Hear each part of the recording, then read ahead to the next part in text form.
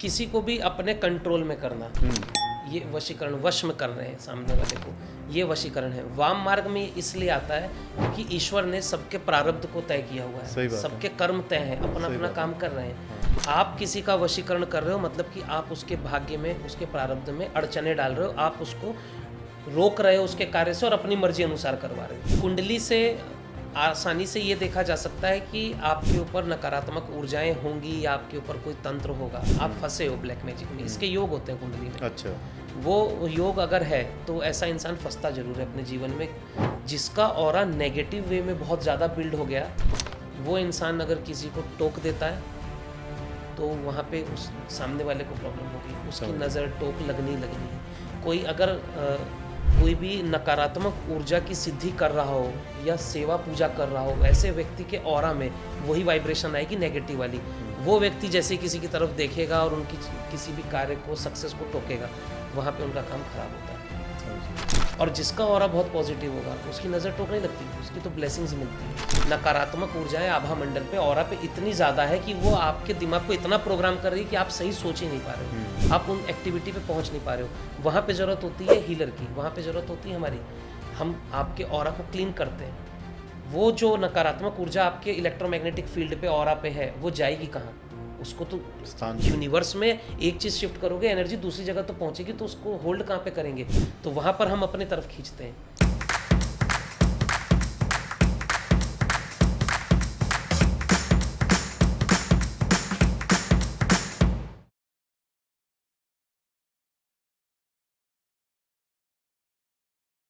नमस्ते एवरीवन, हरे कृष्णा। मेरा नाम है कपिल गर्ग और स्वागत है आपका द गुड पॉडकास्ट के एक और मज़ेदार एपिसोड में। आज हमारे साथ जुड़े हुए हैं नागेश सिंह जी। नागेश सिंह जी एक बहुत ही फेमस एस्ट्रोलॉजर और हीलर हैं जो कि बनारस से पधारे हैं जयपुर हमारे साथ रिकॉर्ड करने के लिए। बहुत धन्यवाद नागेश जी आपका, आप आए हमारे पास। नागेश जी, अपन काफ़ी बार मिल चुके हैं, पॉडकास्ट भी शायद अपन दूसरी बार कर रहे हैं। जी जी। अपने दर्शकों के लाभ के लिए आप पहले इतना बताइए कि आप दक्षिणवर्ती तंत्र जी को करते हैं। ये वाम तंत्र जो जनरली चलता है उससे कैसे भिन्न है? तंत्र दो प्रकार के हैं, वाम मार्ग, दक्षिण मार्ग, एक मध्यमा मार्ग भी है। अच्छा। तीसरा तो वाम मार्ग तंत्र है जहाँ पर बलि भी चलती है, जहाँ पर बहुत सारे नियम होते हैं, वो कठिन रहा है, आसान नहीं है। लेकिन वहाँ पर शराब का भोग है, बलि का भोग है, हवन है, और बहुत तरह की सिद्धियाँ भी होती हैं। वो मार्ग कठिन भी है लेकिन वो तंत्र का असली मार्ग है। वहाँ पे नेगेटिव काम भी होते हैं, पॉजिटिव काम भी होते हैं। ज़्यादातर नकारात्मक ऊर्जाओं को कंट्रोल में जो रखते हैं, यक्षिणी सिद्धि करना, पिशाचिनी की सिद्धि करना, ये वाम मार्ग में आता है। दक्षिण मार्ग सात्विक मार्ग है, यहाँ पर बलि नहीं है, शराब नहीं चढ़ती, यहाँ पर मंत्रों के द्वारा साधनाएं चलेंगी, देवी शक्तियों को प्रसन्न किया जाता है अपनी भक्ति से और मंत्रों से। यहाँ पर हवन होंगे, बलि में नारियल या कोई फल, इसकी बलि चलती है, लेकिन किसी का खून नहीं बहा रहे होते यहाँ पर। तो सात्विक रूप में जो तंत्र चल रहा होगा वो दक्षिण मार्ग है। तो आप सात्विक रूप में तंत्र का प्रयोजन करते हैं लोगों की भलाई के लिए।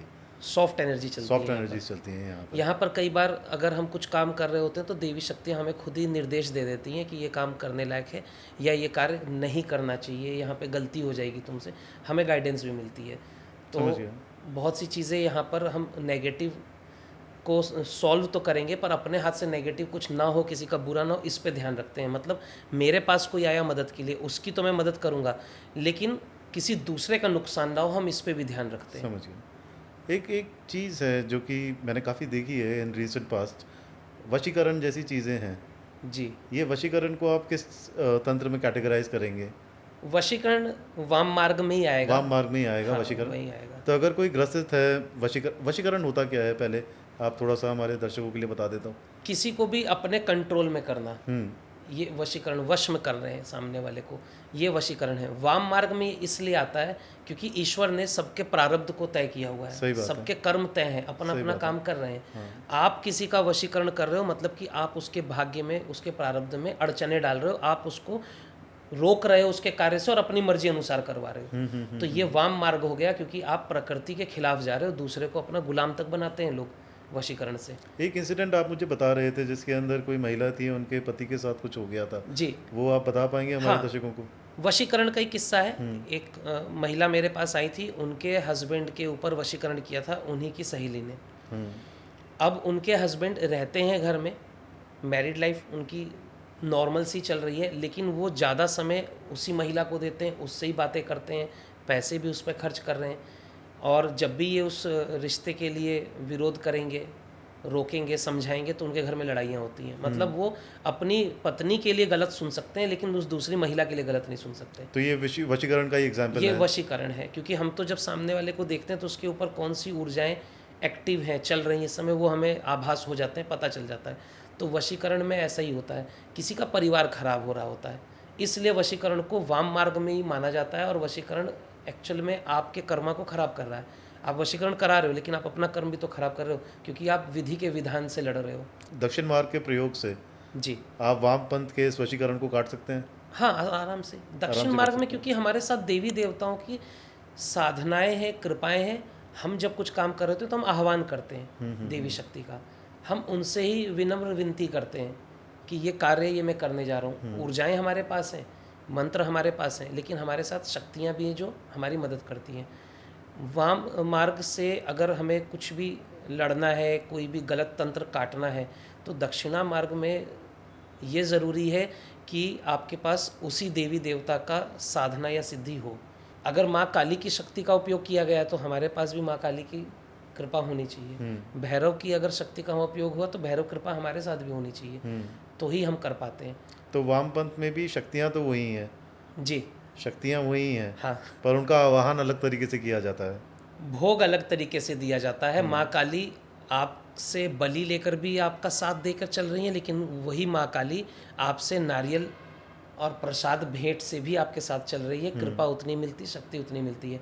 ये हमारे ऊपर आ जाती है बात कि मैं किस राह पर चलकर सिद्धि करने वाला हूँ, मैं भोग कौन से देने वाला हूँ और मंत्र के तरीके कौन से होने वाले। तो वाम मार्ग में भी सिद्धियाँ हैं, लेकिन वहाँ पर कर्म गलत होने के भी खतरे बहुत ज़्यादा होते हैं, क्योंकि बहुत से लोग आपसे गलत कार्य के लिए आएंगे। वहाँ पर ऐसा नहीं कि आपने काली की या भैरव की सिद्धि करी, उसके साथ आपके पास काम कराने के लिए यक्षिणी, पिशाचनी, ऐसी शक्तियाँ भी होती हैं। योगिनी होती हैं, अलग अलग देवियों का रूप योगिनी बोलती है। मैं माँ काली की योगिनी हूँ, मैं सरस्वती की योगिनी हूँ। इस टाइप में बहुत सी योगिनी होती हैं जो अपने आप को मात्र शक्ति मान रही होती है, लेकिन है तो नकारात्मक। उनको अगर हम फ्रीक्वेंसी के अनुसार देखा जाए तो लोअर फ्रीक्वेंसी की एनर्जीज होती हैं जिनको सिद्ध करना आसान है। लेकिन वाम मार्ग है कठिन मार्ग, उसमें परीक्षाएं बहुत हैं। वाम मार्ग में जब साधना कर रहे होते हैं तो वो देवी शक्तियाँ परीक्षा लेने भी आती हैं। बहुत से लोग पीछे हट जाते हैं, डर जाते हैं। वाम मार्ग कठिन है, ऊर्जाएं बहुत हाई होती हैं वहाँ पर। तो जो तांत्रिक हैं या साधक है वाम मार्ग का, वो खुद भी बहुत उग्र होता है, उसको गुस्सा भी बहुत ज़्यादा आता है। ठीक है, दक्षिण मार्ग सॉफ्ट है, सात्विकता का रास्ता है। वही देवी शक्तियाँ यहाँ पर भी हैं। यहाँ पर हमारे पूजा करने का तरीका अलग है। तो यहाँ हम देवी शक्तियों को कसम देकर अपनी मर्जी अनुसार ज़बरदस्ती कार्य नहीं करा सकते।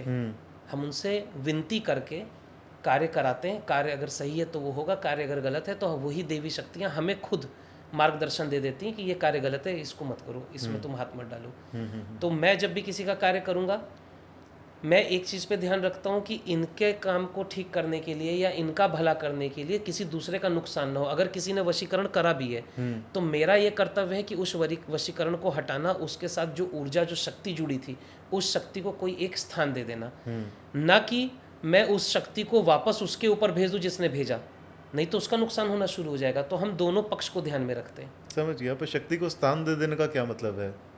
शक्ति अगर आई है तो हटेगी, कहीं तो जाएगी। कहाँ भेजते हैं आप उसको? हम या तो मोक्ष देंगे उनको, अगर किसी के पितर हैं तो मोक्ष एकमात्र रास्ता है। ऐसी कोई ऊर्जाएं हैं, अगर वो मोक्ष उनके प्रारब्ध में है कि मिल सकता है उनको मोक्ष, तो पहले हम उनको मोक्ष के ही लिए अपने पास बुलाते हैं, मोक्ष देते हैं। और उसके बाद कुछ ऐसी शक्तियाँ होती हैं जिनके प्रारब्ध में मोक्ष स्वयं ईश्वर ने ही नहीं लिखा, वो भटकेंगे यहीं पे। तो उसके लिए हमारा अपना धाम है, अद्वैत लिंगम धाम, भगवान शिव जी का धाम है। फिर हम वहाँ अपने धाम पर उनको शिफ्ट करते हैं भगवान शिव की शरण में उनको ले आते हैं, हवन पूजन करके उनको स्थान दे देते हैं कि यहीं पे रहो। जितनी भी नकारात्मक ऊर्जाएं हैं ये सब भगवान शिव जी के ही गण हैं, ये तो शिव जी के ही पीछे चलते हैं। सही बात है। तो शिव धाम पे हम अपने उनको स्थान देते हैं और उसके बाद वो वहाँ पे शांत रहेंगे। लेकिन हम कभी भी किसी के पास वापस भेजने का काम नहीं करते कि किसी और को भी नुकसान हो। समझ गया। तो ये जितनी भी आपने एनर्जी इकट्ठी करी है ये आपकी धाम की एनर्जी को भी दर्शाती है एक तरीके से देखा जाए तो। हाँ, धाम से तो बहुत सारी कृपाएं हमारे साथ चलती हैं। तो एनर्जीज तो फिर दोनों प्रकार की हैं, नेगेटिव एनर्जी भी है, पॉजिटिव एनर्जी भी जी, है। जी। पर इनका आपस में क्या संबंध है? कभी कभार कोई पॉजिटिव एनर्जी भी ऐसी होती है जो आपको परेशान कर सकती है? हाँ, बिल्कुल। पॉजिटिव एनर्जी अगर घर में पूजा पाठ चल रही है, आपने किसी देवी शक्ति को अपनी कुल देवी बना लिया या कुल देवता आपके हैं और आप पूजा पाठ छोड़ दो, आप देवी देवता बदल दो, तो वो जो शक्ति जिससे आपके ऊपर कृपाएं चल रही थी, उनका भोग, उनका प्रसाद पूजन बंद हो गया तो वो भी तो नाराज़ होगी। तो वो पॉजिटिव एनर्जी का श्राप कह सकते हैं या फिर उनकी नाराज़गी, लेकिन भोगना तो पड़ता ही है। तो इसमें ज़्यादातर यही है कि आप किसी देवी देवता की पूजा कर रहे थे पर आपने उनको प्रसन्न करने के लिए पूजा करना आपने छोड़ दिया, तो उस वजह से वो नाराज़ हो गए, उस वजह से आपको असुविधा हो सकती है। बहुत से केस आते हैं ऐसे जहाँ पे कुल देवी कुल देवता की ऊर्जा होती है नाराज़, श्राप रूप में चल रहे होते हैं, पीढ़ी दर पीढ़ी परेशानी भोगने पड़ते हैं। वहाँ पे हमें उनकी कुल देवी कुल देवता जो भी शक्तियाँ हैं उनको मनाना होता है। तो ये उनको कुंडली पूजा से देनी जांच कर आप बता देते हैं कि आपके ऊपर किस चीज़ का श्राप है या फिर आप उसको देखते ही बता देते हैं? कुंडली से आसानी से ये देखा जा सकता है कि आपके ऊपर नकारात्मक ऊर्जाएं होंगी या आपके ऊपर कोई तंत्र होगा, आप फंसे हो ब्लैक मैजिक में। इसके योग होते हैं कुंडली में। अच्छा। वो योग अगर है तो ऐसा इंसान फंसता जरूर है अपने जीवन में। उसका समय निर्धारित क्या होता है, जैसे कुंडली में चंद्रमा शनि अगर साथ में है तो चंद्रमा आज्ञा चक्र है, हमारा थर्ड आई है। थर्ड आई का काम होता है एनर्जीज को एब्जॉर्ब करने का, ये फ्रिक्वेंसीज और वाइब्रेशन को एब्जॉर्ब करता है। हमने पूजा करी, मंत्र जाप करा, उससे जो भी फ्रिक्वेंसीज बनी है वो एब्जॉर्ब होंगी कहाँ से? थर्ड आई से। ऐसे ही अगर किसी ने कुछ नकारात्मक हमारी तरफ करा, कोई तंत्र किया या नज़र टोक भी लगी तो वो थर्ड आई से ही हम एब्जॉर्ब करते हैं। अच्छा। थर्ड आई है चंद्रमा। नेगेटिव एनर्जीज में आते हैं शनि राहु और केतु। कुंडली में अगर शनि राहु केतु चंद्रमा के साथ है या इनकी दृष्टि चंद्रमा के साथ है तो ऐसे व्यक्ति के ऊपर तंत्र होना, नज़र टोक लगना या नकारात्मक ऊर्जा कुछ भी होना है, पर उनको इस चीज़ में आके फंसना ही होता है। ये तो ईश्वर ने ही उनके प्रारब्ध में लिखा हुआ चलिए कि ठीक है, फंसोगे। ये बात आपकी मान गया मैं। अब इसी का एकदम विपरीत देखें अगर, तो कुछ लोग ऐसे होते हैं कि जिनकी टोक बहुत जल्दी लग जाती है, होते हैं ऐसे। तो वहाँ पर कौन से ग्रह नक्षत्र काम कर रहे हैं जो कि एक आदमी को ऐसे पावर दे रहे हैं कि वो किसी को देखता है थोड़ा सा और उसकी नज़र तुरंत लग जाती है? जिनका ऑरा ज़्यादा बिल्ड हुआ होता है लोअर वाइब्रेशन से। अच्छा। यहाँ पे कुंडली में नहीं, क्योंकि कुंडली में अगर ऐसा बोलें तो बहुत से लोग जज करने लगेंगे अपने फैमिली मेम्बर्स को और कहेंगे कि नहीं तुम ही हो ऐसे। हम नेगेटिव एनर्जीज को एब्जॉर्ब करके फंसेंगे, इसके तो योग हैं, लेकिन ये जो आपने क्वेश्चन करा ना, इसका यहाँ पे योग नहीं होता। इसको हम देखते हैं ऑरा से। अच्छा। ऑरा हमारा पॉजिटिव भी बहुत स्ट्रांग होता है, कुछ लोगों का ऑरा नेगेटिव में भी बहुत स्ट्रांग होता है। जैसे अभी तंत्र की बात हुई थी ना, वाम मार्ग और दक्षिण मार्ग, यही ऑरा होता है। जिसका ऑरा नेगेटिव वे में बहुत ज़्यादा बिल्ड हो गया, वो इंसान अगर किसी को टोक देता है तो वहाँ पे उस सामने वाले को प्रॉब्लम होगी, उसकी नज़र टोक लगनी है। कोई अगर कोई भी नकारात्मक ऊर्जा की सिद्धि कर रहा हो या सेवा पूजा कर रहा हो, ऐसे व्यक्ति के ऑरा में वही वाइब्रेशन आएगी नेगेटिव वाली। वो व्यक्ति जैसे किसी की तरफ देखेगा और उनकी किसी भी कार्य को, सक्सेस को टोकेगा, वहाँ पे उनका काम खराब होता है। समझ गया। और जिसका ऑरा बहुत पॉजिटिव होगा उसकी नज़र टोक नहीं लगती, उसकी तो ब्लेसिंग्स मिलती हैं। उसकी ब्लेसिंग्स मिलती है। इसीलिए जितने भी हमारे गुरु हैं, ऋषि मुनि हैं, इनका ऑरा आप फोटो भी देखो, हमेशा फोटो के पीछे या तो बहुत सुंदर येलो या बहुत सुंदर वाइट होता है, वो ब्राइट ऑरा की निशानी है। राइट। तो उनकी हमें ब्लेसिंग्स मिल रही होती हैं। समझ गया। तो कुंडली में नेगेटिव चीज़ों में हम फंसे, ये देखा जा सकता है इजीली। चंद्रमा अच्छा बैलेंस होना चाहिए। चंद्रमा अगर नेगेटिव प्लेनेट के साथ है, मतलब कि प्रारब्ध में है कि आप कहीं ना कहीं तंत्र में या नेगेटिव एनर्जीज में आके फंस जाओगे। साथ में बहुत अच्छे जो हीलर होते हैं, ध्यान साधनाओं में बहुत अच्छा आगे बढ़ रहे होते हैं, वो भी यही होते हैं। अब यहाँ पे कुछ लोग ऐसा क्वेश्चन कर सकते हैं कि हम ऐसे ऐसे गुरु को जानते हैं या ऐसे हीलर को जानते हैं जिनका चंद्रमा शनि साथ में है। वो उस मुकाम पे ही इसीलिए है क्योंकि एनर्जीज को अट्रैक्ट करने की उनकी जो क्षमता है वो बहुत ज़्यादा है, वो जल्दी अट्रैक्ट करते हैं, तो वो नेगेटिव भी अट्रैक्ट करते हैं। लेकिन जैसे ही वो ध्यान मार्ग पर आए, साधनाएं शुरू करी, थर्ड आई उनकी पॉजिटिव एक्टिव हुई, लेकिन हाई एक्टिवेशन है थर्ड आई का, मतलब कि वो पॉजिटिव एनर्जीज को भी उतनी तेज अब अट्रैक्ट करेंगे जितनी तेज नेगेटिव को अट्रैक्ट कर रहे थे। सही बात है। तो वहाँ पर वो नकारात्मक ऊर्जाओं को भी फील कर पा रहे हैं, देख पा रहे हैं, और सकारात्मक ऊर्जाओं से भी, ध्यान साधनाओं में देवी शक्तियों से भी वो बहुत जल्दी जुड़ते हैं और उनसे कृपाएं भी बहुत जल्दी पाते हैं। तो ऐसे में एकमात्र रास्ता यही है कि हमारा आभा मंडल ऑरा वो साफ रहे, सकारात्मक ऊर्जाओं में हम हैं, सात्विक पूजा पाठ हम करें, और ध्यान साधना तो सबसे ज़्यादा जरूरी है। तभी आप अपने थर्ड आई को, आज्ञा चक्र को बैलेंस रख पाओगे। सही बात है। अब इसके अंदर समय जितना जाता है, आपने तो दे दिया होता समय जी पर एक कॉमन आदमी के लिए इतना समय दे पाना ऑकल्ट साइंसेस के लिए ये जी। बहुत ज़्यादा मुश्किल काम है मेरे हिसाब से, राइट। तो इसके अंदर आपके सिंबल्स, इसके अंदर दुर्गा रेकी, आपकी दी हुई हीलिंग वो भी काम करती है। वो कैसे काम करती है वो बताएं थोड़ा सा। इस मार्ग को और आसान करने का ही काम होता है कि Right. सबसे पहले ऑरा को हील कर दिया जाए। अगर किसी का ऑरा खराब है और वो स्वयं साधनाओं पे लगेगा, तो उसको बहुत एक लंबा समय लग जाएगा। पहले तो वो अपना ऑरा ठीक करे, नेगेटिविटी को क्लीन करेगा, उसके बाद कहीं जाके वो आगे प्रोग्रेस करेगा, क्योंकि आप माइनस फ्रीक्वेंसी पे, माइनस से न्यूट्रल आने में समय लगेगा। सही बात है। फिर आप न्यूट्रल से ऊपर प्लस पॉजिटिव पे चलोगे। यहाँ पर हम क्या करते हैं, ऑरा को क्लीन करेंगे, 7 चक्रा बैलेंस करेंगे, उनके साथ जिस भी प्रकार की कोई नेगेटिव एनर्जी है या उनके ऊपर कोई तंत्र है, उससे उनको हम बाहर निकालते हैं, न्यूट्रल तो हम कर देते हैं। अब साधना करना, वहाँ पे ध्यान मैं करवाता हूँ। हमारा एक तरीका होता है जहाँ पे हम अपनी प्राण ऊर्जा को, चेतना को जागृत करके ऊपर तक लेकर चलें, वो काम मैं करवाता हूँ। और उसके बाद बहुत कठिन नहीं होता, मंत्र दे देते हैं। किसी के पास मंत्र का भी समय नहीं है तो सिंबल है हमारे, मतलब मंत्रों की शक्तियों को हमने सिंबल्स बनाए हैं और उन एनर्जीज को हमने सिंबल में ट्यून कर रखा है। तो जब हम वो सिंबल देंगे तो उनको सिर्फ आह्वान करना है। शक्ति का आह्वान तो सबसे ज़्यादा जरूरी है। जैसे ही वो आह्वान करते हैं शक्ति का और वो नाम लेते हैं कि मुझे ये सिंबल इस कार्य के लिए चाहिए, तो वो ऊर्जा उनके पास आ जाएगी। वहाँ पे उनको मंत्र नहीं करना होता, लेकिन वो सिद्धि, वो साधना की जो शक्ति है वो हमने दी। ये देने का एक ही तरीका है, माँ दुर्गा की साधना, माँ दुर्गा की कृपा है हमारे साथ। तो मेरे गुरुजी ने दुर्गा रेकी बनाई। रेकी कर रहे होते हैं हम सभी, पर रेकी में हमें ये नहीं पता कि हमारे गुरु कौन है, उनके गुरु कौन है, लीनेज मालूम होनी पिछली बार जब आप आए थे हमारे पॉडकास्ट के ऊपर तब भी आपने बताई थी इस ये पे बात। पूरी बात हुई हमारी कि लीनेज का पता होना बहुत जरूरी है, Lineage का क्योंकि पता अब मेरे पास इतने केस आ चुके हैं जो स्वयं हीलर्स हैं और उनका खुद का फाइनेंस खराब है, Right. किसी का डाइवोर्स हो रखा है, लेकिन उनको भी ये नहीं समझ में आया आज तक कि मैं परेशानी में क्यों हूँ। आप हीलर हो तो आप परेशानी में कैसे रह सकते हो, और अगर आप परेशानी में हो तो अपने क्लाइंट को क्या करोगे। सही बात है। तो अगर आप परेशानी कहीं से भी फेस कर रहे हो, फाइनेंस की हो चाहे रिलेशन की हो, तो इसका मतलब कि जिस मॉडलिटी पे आप चल रहे हो वहाँ पे आपके ऊपर प्रोटेक्शन नहीं है, क्योंकि आपके गुरु आपके साथ नहीं है वहाँ पर। तो दुर्गा रेकी में मेरे गुरुजी ने लीनेज शॉर्ट कर दी। माँ दुर्गा है, फिर गुरुदेव है, फिर मैं हूँ। उसके बाद मैं जितने लोगों को दीक्षा दे रहा हूँ उनके साथ हमारी प्रोटेक्शन होती है, क्योंकि वो आह्वान करते हैं शक्तियों का। माँ दुर्गा से लेके मुझ तक आह्वान करके ही वो सिंबल यूज़ करते हैं।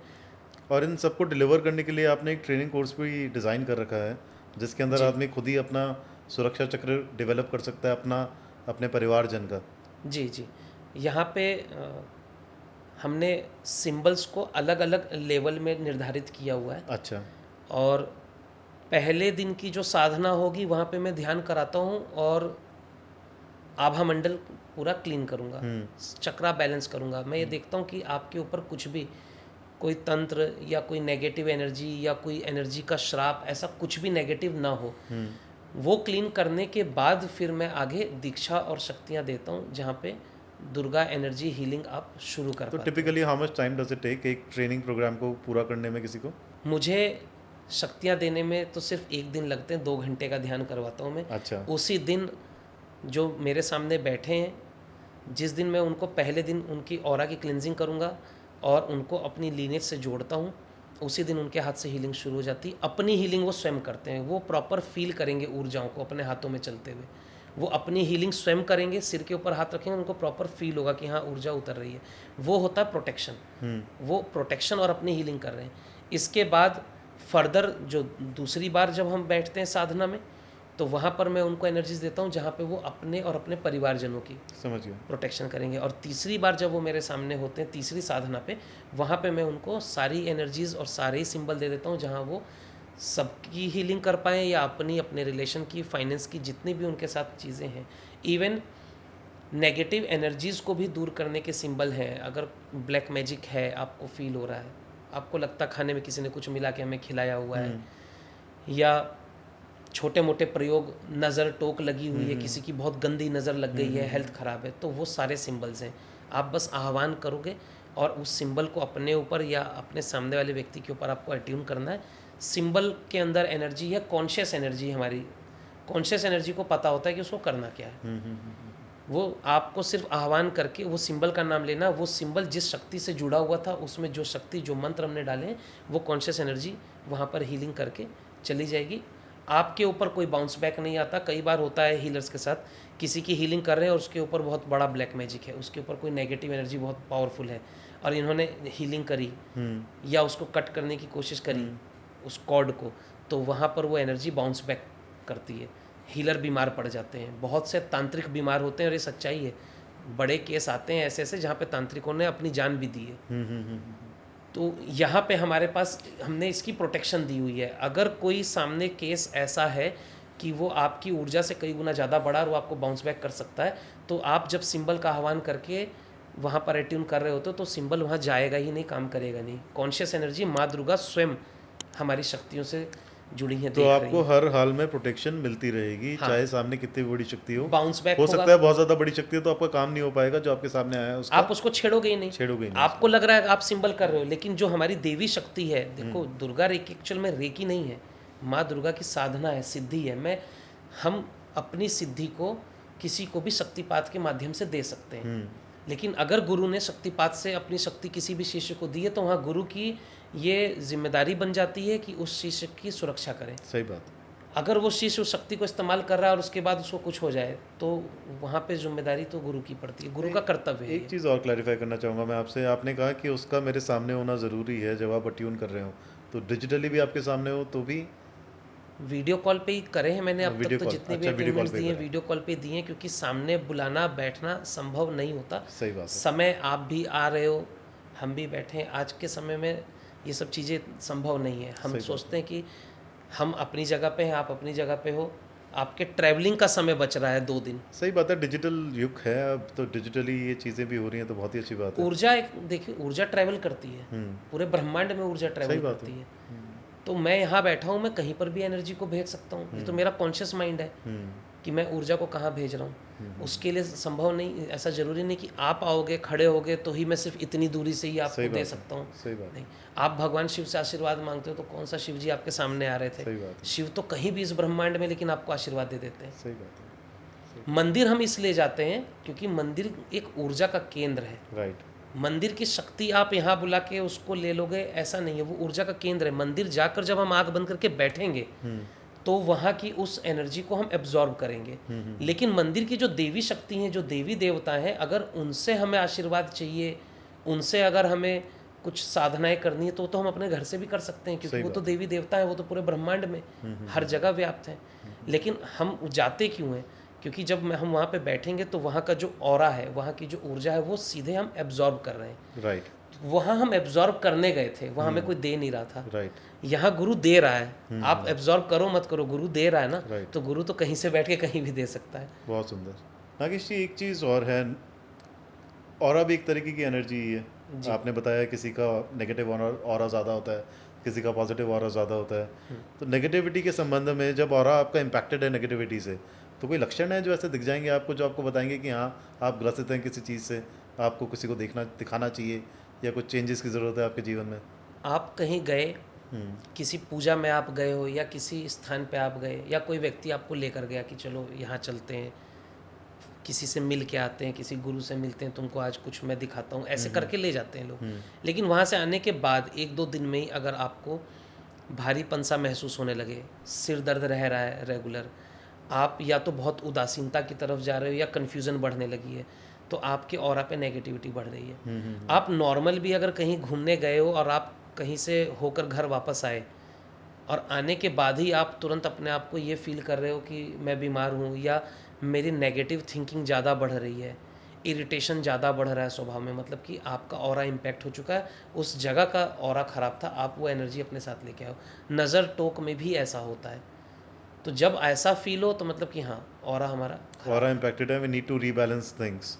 और कुछ केस ऐसे होते हैं जो बहुत लंबे समय से हैं, उन्होंने तब तो ध्यान नहीं दिया, लेकिन आज अगर आपके साथ ओवर थिंकिंग इश्यूज बहुत ज़्यादा हैं, आप रात को बैठे हो सोच रहे हो, रिजल्ट कुछ भी नहीं निकलता, आपके हमेशा दिमाग में नेगेटिव थॉट पहले आते हैं, ये काम नहीं होगा, मैं आगे बढ़ ही नहीं सकता, मेरे साथ अच्छा नहीं हो रहा, नेगेटिव थॉट्स रेगुलर आ रहे हैं, फ्यूचर के बारे में आप सोच रहे हो उसमें भी नेगेटिव थॉट्स बार बार दौड़ के आते हैं, मतलब कि नेगेटिविटी आपके ऑरा पे बहुत ज़्यादा है। नेगेटिविटी का मतलब आपके आभा मंडल, इलेक्ट्रोमैग्नेटिक फील्ड है ये हमारा, इसकी वाइब्रेशंस जो हैं वो लोअर फ्रिक्वेंसी पे इस समय, तो जब लोअर फ्रिक्वेंसी पर होगी तो आप हमेशा उदासीनता, दुख, डिप्रेशन यही सोचने वाले हो, अच्छा नहीं सोच सकते, क्योंकि ये इम्पैक्ट करता है हार्मोन्स पे। राइट। मैंने अभी बोला कि थर्ड आई एब्जॉर्ब कर रहा है एनर्जी को, अब जितनी भी एनर्जीज मेरे आभा मंडल पे, मेरे इलेक्ट्रोमैग्नेटिक फील्ड पे जैसी भी वाइब्रेशन होगी वो यहीं से एब्जॉर्ब होगी, जो नेगेटिव वाली होगी मतलब कि लोअर फ्रिक्वेंसी, तो वो देगी हमें दुख, तनाव, डिप्रेशन,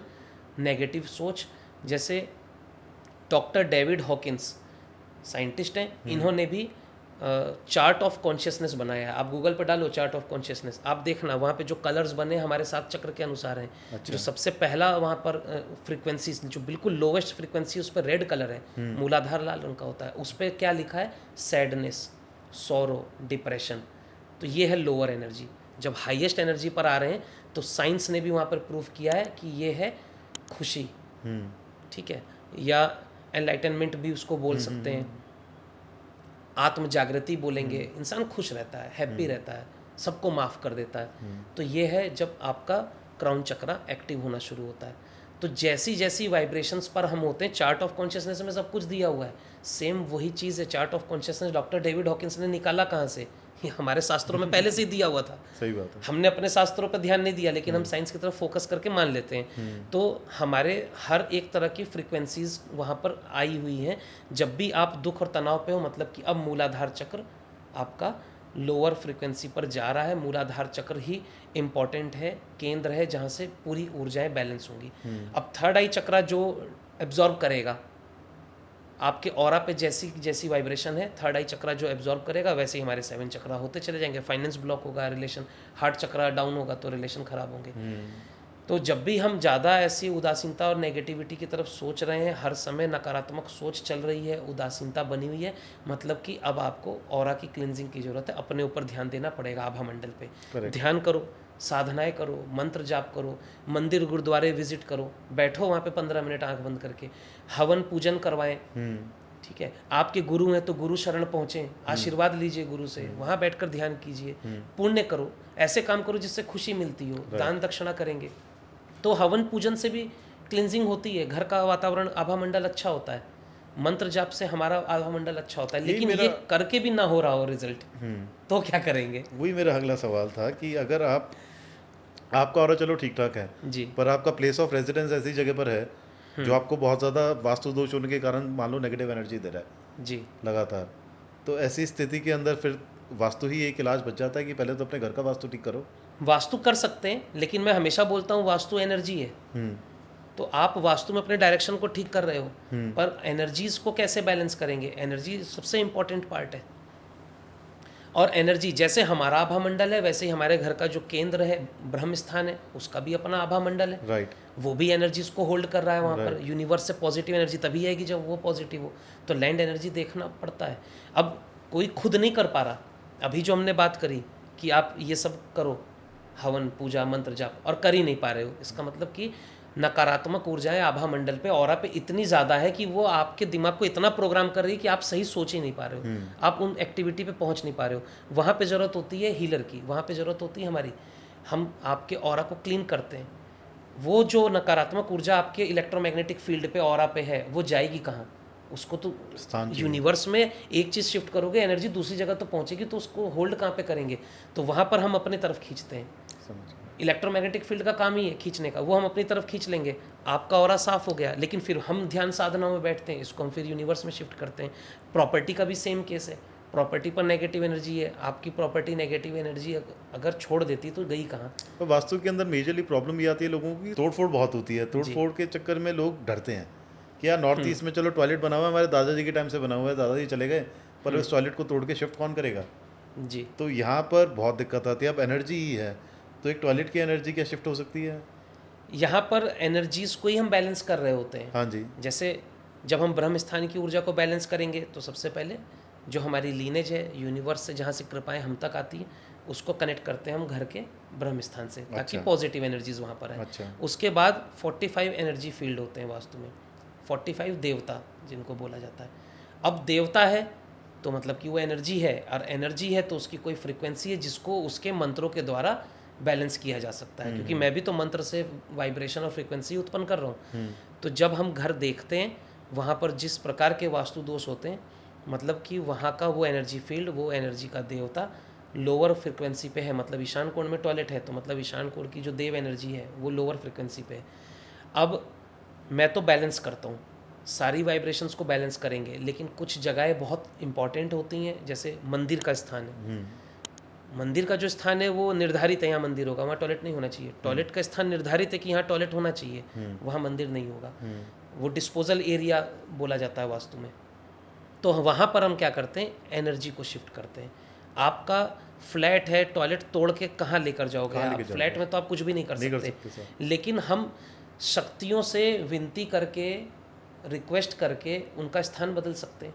जब हम मंत्रों से सिद्धियां करके देवी देवताओं की शक्तियों को सिद्ध कर सकते हैं, अपने पास बुला सकते हैं, उनसे हम काम करा सकते हैं, चाहे हम वाम मार्ग पे हों चाहे दक्षिण मार्ग पे हों, पर देवी शक्ति से तो काम करवा ही रहे। सही बात है।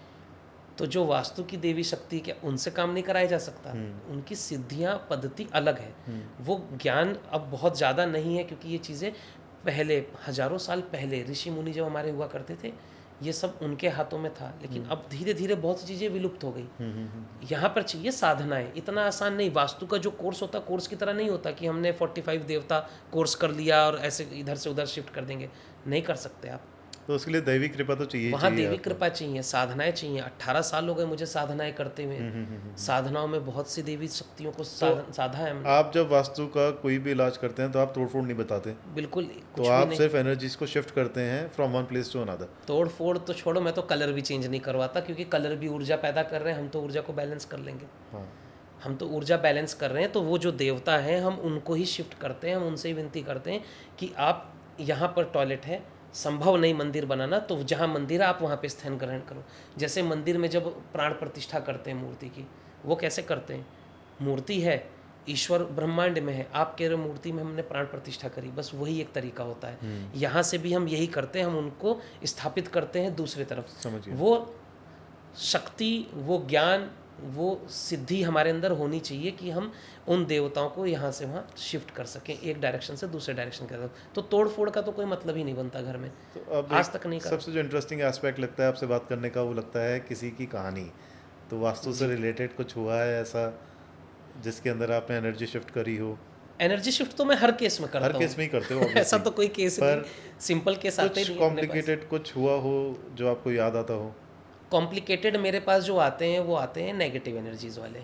अच्छा। कि वास्तु हमने करा लिया, उसके बाद भी रिजल्ट नहीं है। अच्छा। तो वहाँ पर क्या प्रॉब्लम है? तोड़ फोड़ भी करा ली लोगों ने वास्तु अनुसार। मैं प्रॉपर्टी देखता हूँ, एक एक चीज़ परफेक्ट वास्तु के अनुसार करी हुई, उसके बाद भी उनके घर में प्रॉब्लम है कि उनका स्ट्रेस, डिप्रेशन या आपस के तनाव वो दूर नहीं हो रहे।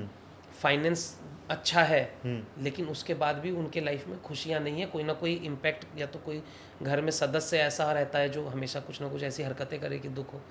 तो वहाँ पे जब मैं देखता हूँ तो एनर्जी डिसबैलेंस मिलती है, मतलब कि ब्रह्म स्थान की ऊर्जा अच्छी नहीं थी। और ब्रह्म स्थान की ऊर्जा को आप वास्तु कितना भी कर लेना, ब्रह्म स्थान की ऊर्जा नहीं ठीक कर सकते। तो ब्रह्म स्थान गड़बड़ हुई कैसे पहले वो ब्रह्म स्थान की ऊर्जा? घर में जब कोई नकारात्मक ऊर्जा आ जाए, जैसे आपसे कोई चिढ़ रहा है आपकी सक्सेस से और उन्होंने तंत्र किया, आपके घर में एक एनर्जी आ गई। अब जब घर में एक एनर्जी आती है लोअर फ्रीक्वेंसी, जिसको हम नेगेटिव एनर्जी बोल रहे हैं, वो आते ही सबसे पहले ब्रह्मस्थान की ऊर्जा खराब होगी। उसके बाद जो हम 45 एनर्जी फील्ड 45 देवता पे बात कर रहे हैं, सबकी वाइब्रेशंस डिस्टर्ब होती हैं। घर का पूरा वास्तु एनर्जी वाइज डिस्टर्ब रहता है। वहाँ पे घर में हवन पूजन इस तरह की चीज़ें चलेंगी तो वो पॉजिटिविटी को बढ़ा लेते हैं। लेकिन नकारात्मक ऊर्जा तो वही है। नकारात्मक ऊर्जा वहाँ से तभी जाएगी जब उसको आवाहन करके बुला के तरीके से दूसरा स्थान दिया जाए। करेक्ट। अपने कंट्रोल में लेना पड़ता है, तो वहाँ पर तंत्र ही काम आता है।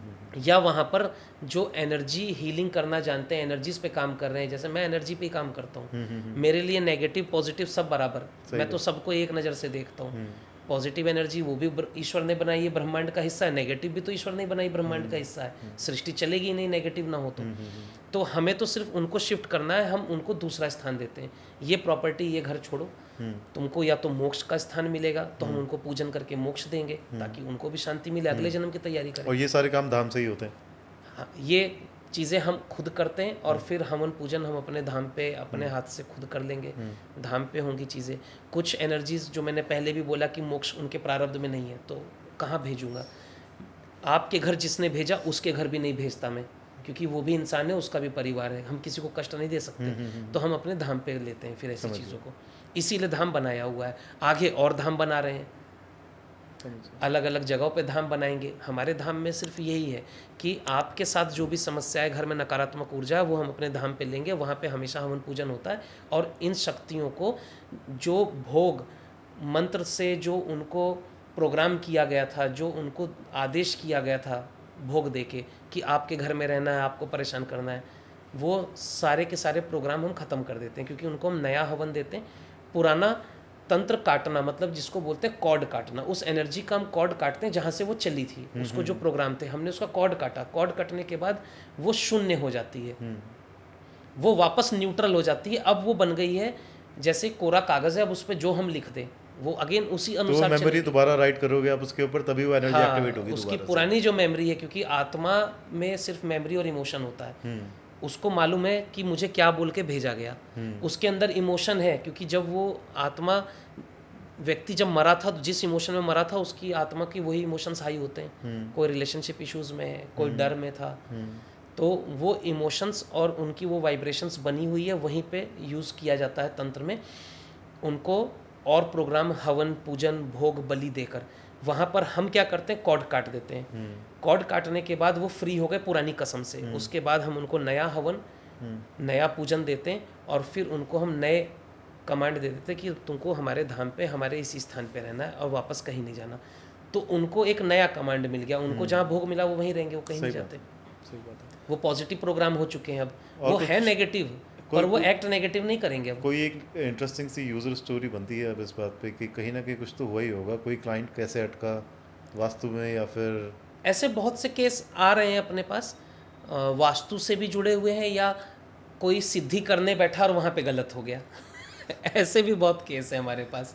सिद्धि करने बैठे, बिना गुरु के सिद्धि करने बैठे, तभी हाँ, दिक्कत आएगी। वो तो दिक्कत होगी। जैसे आजकल लोगों का रुझान हो गया है, यक्षिणी सिद्ध कर लेंगे जल्दी जल्दी काम होगा, बहुत सारा पैसा आ जाएगा।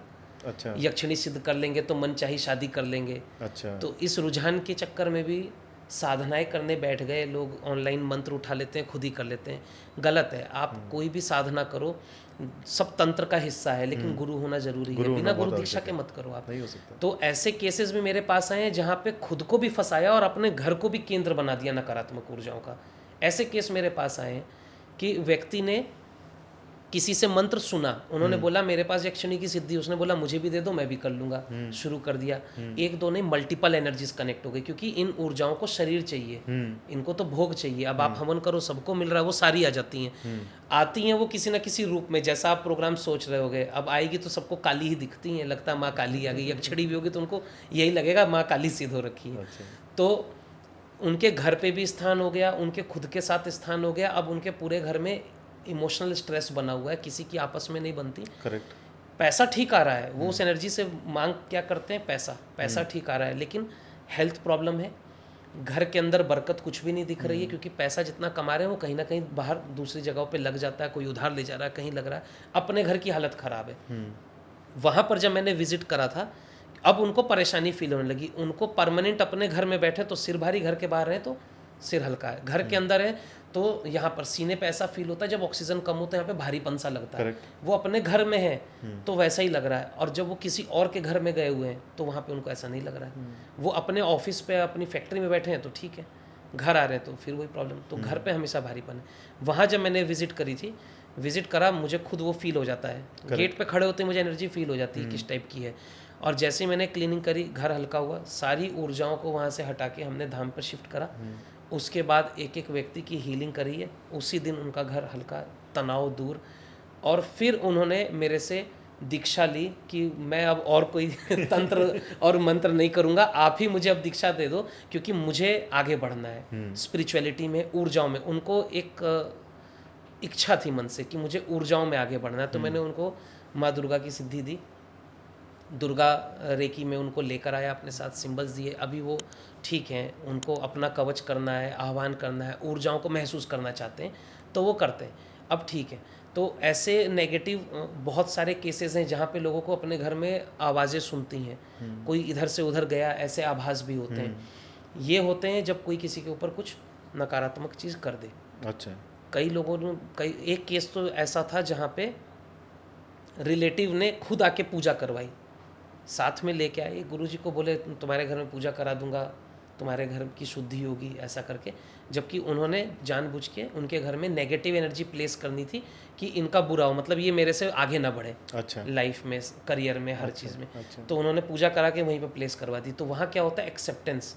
आपने खुद अपने हाथ से भोग दिया, आपने खुद हवन किया, आपने खुद एक्सेप्टेंस दी, आपने खुद ही बोला आओ विराजो, तो नकारात्मक ऊर्जा विराज गई। वो केस टिपिकल हो जाते हैं। 10 साल से वो भटक रहे थे, वो ठीक नहीं हुआ, क्योंकि उन्होंने खुद अपनी इच्छा से उसको स्थान दिया। ऐसे ही लोग मंत्र करके अपने बॉडी में भी प्लेस दे देते हैं। मंत्र लेते हैं किसी से, जाप शुरू करते हैं और खुद उसको सिद्ध कर लेते हैं। सिद्ध होने को तो वो तैयार है, आप सिद्ध कर नहीं रहे, गलत फहमी कि आप सिद्ध कर रहे थे, वो सिद्ध होने को तैयार है। आपने तो मंत्र शुरू करा, वहीं पर आपकी थर्ड आई उस फ्रीक्वेंसी पर मैच कर गई, मतलब कि वो रिसेप्टिविटी ऑन है कि आ जाओ, और वो आ गया। घर में आपने बुलवाया, पूजा करी, या किसी ने कुछ दिया, आपने लाके सामान रखा तो वो स्थापना हो गई घर में, या आपने मंत्र किया तो स्थापना हो गई आपके अंदर, आपके ऑरा में। ये केस टिपिकल होते हैं। ये इतना आसान नहीं होता निकालना, क्योंकि यहाँ पर आपकी एक्सेप्टेंस थी। करेक्ट। अब वो ऊर्जा भी यही कहती है, इसने स्वयं मुझे स्थान दिया, इसने मुझे भोग दिया, इसकी मर्जी से हूँ, तुम कौन होते हो हटाने वाले। उसकी पावर थोड़ी बढ़ी हुई थी, वाइब्रेशंस हाई होती है वहाँ पे हम एक्सेप्टेंस को तोड़ते हैं, उनकी एक्सेप्टेंस को तोड़ना होता है।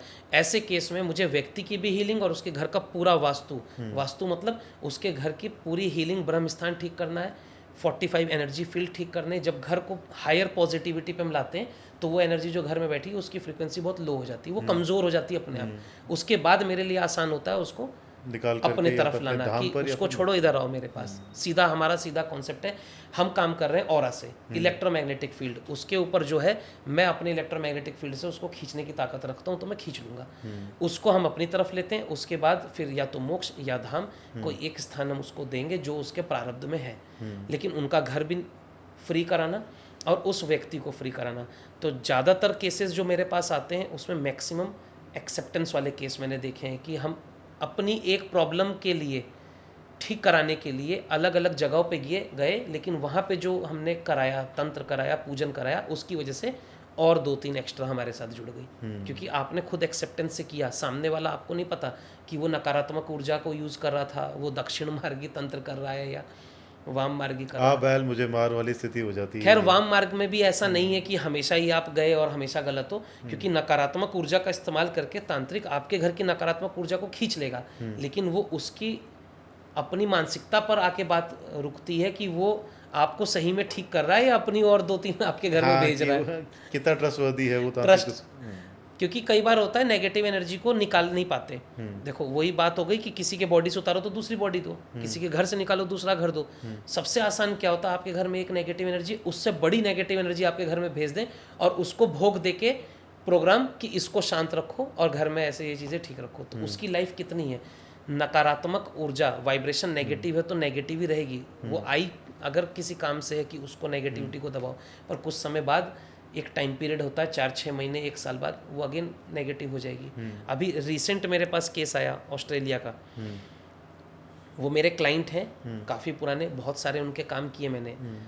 और उन्होंने मुझे बताया कि कुछ साल पहले उनको एक गुरुजी ने उनसे वो काम कराते थे, और चुंदरी, नारियल और नींबू और कुछ चीज़ें, जैसे उन्हीं का एक गोल्ड का सामान उसमें रखवा दिया और वो बांध के फिर उनको दिया था। वो तांत्रिक हैं, प्रॉपर बाय प्रोफेशन तांत्रिक है वो। तो उन्होंने बोला कि अब तुम्हारी तरक्की होगी, तो उनकी तरक्की हुई। वो सामान उन्होंने घर में रखा, तरक्की हुई।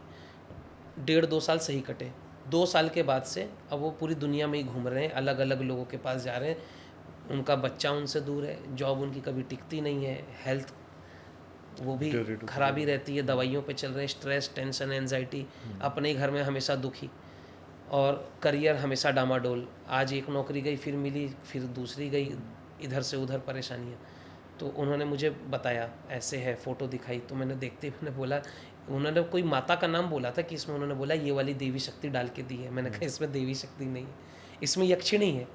उसको प्रोग्राम किया गया, उसने 1.5-2 साल संभाले तुम्हारे, फिर तुमने उस गुरु से मिलना बंद किया, उसका भोग, पूजा, हवन वो नहीं हुए आगे, उसको जितना समय मिला उसने किया, अब वो नेगेटिव कर रही है। वहाँ पे उसको अब हमें अपने पास बुलाना पड़ा कि इसको छोड़ो, तुम हमारे पास आओ। हमारे पास आते हैं, उसके बाद हम उनको हवन पूजन दे के स्थान दे देते हैं, और फिर उनको पॉजिटिव एनर्जीज हम देते हैं। तो आपको पॉजिटिव एनर्जी मिल रही है, नेगेटिव, ये आप नहीं समझ पाओगे। नकारात्मक ऊर्जा को हटाने के लिए ज़्यादातर केस में नेगेटिव एनर्जी को यूज़ करते हैं। पर जो आपके जीवन में घट रहा है उसको देख के आप आकलन तो लगा ही सकते हो कि ये नेगेटिव एनर्जी है, पॉजिटिव एनर्जी। आपका काम चला, आपने कुछ करा है, 2-3 महीने बढ़िया चला, उसके बाद डाउनफॉल है, तो मतलब कि आप नेगेटिव एनर्जी लेके बैठे थे। सही बात है। अगर पॉजिटिव एनर्जी का स्थान है तो पॉजिटिव रहेगा। दूसरी बात है, पॉजिटिव एनर्जी का स्थान है तो उनके जो पूजा पाठ के तरीके हैं, जो आपने संकल्प लिया था वो आपको निभाना पड़ेगा। नहीं निभाया तो आप दिक्कत में फंस जाओगे। वो मंत्र आपको करने होंगे, नहीं तो वो भी तो नाराज़ होगी ना। वो देवी शक्ति जो आप लेकर आए हो अपने घर पे, तो उनको वो रिस्पेक्ट भी चाहिए। सही बात है। उनको पूजा चाहिए, और उनकी रिस्पेक्ट, उनकी पूजा और उनकी शक्ति मंत्र है। जो मंत्र आपको मिला वो आपको करना ही करना है। आप छोड़ दोगे तो भी प्रॉब्लम है। तो वहाँ पे हमें उन पॉजिटिव एनर्जीज को भी मनाना होता है, फिर उनको मना के और फिर दोबारा उनकी पूजा शुरू कराते हैं या बंद करवा देते हैं। उन पॉजिटिव एनर्जीज को भी हम स्थान देते हैं। नागेश जी, तो आप एक धाम तो दिल्ली में है ही जो इस्तेमाल में है अभी, और एक नए धाम की आप तैयारी कर रहे हैं बनारस में ही, उसके बारे में कुछ बताइए, वहाँ पे क्या होगा? ये दूसरा धाम हम बनारस में बनाने वाले हैं। सबसे पहले तो गुरु की कृपा है, मेरे गुरुदेव का आशीर्वाद है। दूसरा माता रानी की कृपा है, जिन्होंने रास्ते हमारे बनाए। ये आदेश हुआ कि बनारस में ही रहना है और बनारस की ज़मीन पर ही धाम बनेगा। बनारस ऊर्जाओं का केंद्र है, भगवान शिव स्वयं है काशी में। तो हमारी जो ऊर्जाएं हैं, जो मैं कहता हूँ कि हम धाम पे एनर्जीज को लेते हैं, हमारा पहला धाम ही अद्वैत लिंगम धाम है। भगवान शिव की शक्तियाँ हैं वहाँ पर। तो अब काशी में गंगा नदी के किनारे हम बनाने की तैयारी कर रहे हैं। मैं और मेरे गुरुजी साथ में थे। हम एक मंदिर गए, बनारस का बहुत फेमस मंदिर है और लोग ज़्यादा जानते नहीं, शूल टंकेश्वर मंदिर। हम जाते हैं काशी विश्वनाथ, पर शूल टंकेश्वर मंदिर की तरफ नहीं जाते लोग, क्योंकि उतना अभी लोगों को पता नहीं है जो बाहर से टूरिस्ट आते हैं। एक्चुअल में शूल टंकेश्वर मंदिर में बहुत शक्तियाँ हैं। कोई कहानी भी है इससे रिलेटेड, शूल टंकेश्वर से रिलेटेड? ये मान्यता है कि भगवान शिव की जटा से जब माँ गंगा निकली थी, तो जब वो पृथ्वी पर चली और काशी की तरफ आ रही थी, तो गंगा उग्र थी उस समय, और वो सीधे आती और काशी नगरी को डुबाते जाती। और काशी भगवान शिव की प्रिय नगरी है। तो भगवान शिव ने उस स्थान पर त्रिशूल पटका था, और वहाँ से गंगा घूमनी शुरू हुई, और गंगा काशी में पूरी ऐसे घूमते हुए गई है। तो उस मंदिर को शूल टंकेश्वर मंदिर बोला गया। बाद में वहाँ पे और भी बहुत सारी उसकी कहानियाँ हैं। एक ऋषि थे, उन्होंने वहाँ पे शिवलिंग की स्थापना करी, बहुत साधनाएं करी हैं। उसके बाद बहुत से लोगों ने साधनाएं करी। तो मैं मेरे गुरुजी के साथ भी वहीं पे गया हुआ था। गुरुजी पहली बार आए थे मेरे साथ शूल टंकेश्वर। मैंने कहा चलते हैं। शूल टंकेश्वर से मेरा वैसे भी प्रेम बहुत जुड़ा हुआ है। अच्छा। हमेशा से ही मैं हमेशा जाता हूँ। अच्छा। तो हम वहाँ से दर्शन करके बाहर निकले और चर्चा हो रही थी, तो गुरुजी के मन में कुछ विचार उठे और उन्होंने बोला, नागेश जी एक काम करो, यहीं पे ज़मीन देख लो, यहीं एक धाम बना देते हैं, बहुत अच्छी जगह है, यहाँ की ज़मीन में तो बहुत ऊर्जा है। मैंने कहा गुरुजी आदेश आपका, करते हैं। और वहाँ से अपने आप रास्ते बनते चले गए, माता रानी की कृपा है। तो वहाँ पर हम शिव और माँ दुर्गा, इनके मंदिर बनाने की तैयारी कर रहे हैं। माँ दुर्गा की शक्तियाँ रहेंगी, और साथ में शिवलिंग हम स्थापित करेंगे स्फटिक का। स्फटिक का शिवलिंग पॉजिटिव एनर्जीज को बढ़ाता है। घर पे लोग कहते हैं ना शिवलिंग रखना है, बहुत पूछते हैं मेरे से कि घर पे शिवलिंग रखें कि ना रखें। तो घर पे कभी भी ग्रेनाइट का काला पत्थर इसका शिवलिंग नहीं रखना चाहिए। आप रखो क्रिस्टल का, स्फटिक का शिवलिंग रखो, क्लियर क्वार्ट्ज, और उस पे जो ऊपर लिंगम है वो अंगूठे से छोटा होना बस चाहिए। बस यही मेरा अगला सवाल होता आपसे। हाँ, अंगूठे से छोटा ही होना चाहिए ना वो? लिंगम अंगूठे से छोटा हो, शिवलिंग प्रॉपर चाहे इतना बड़ा हो, क्योंकि क्रिस्टल जितना ज़्यादा वजन का होगा उसमें एनर्जीज उतनी ज़्यादा समझ गया। फ्लो करेंगी।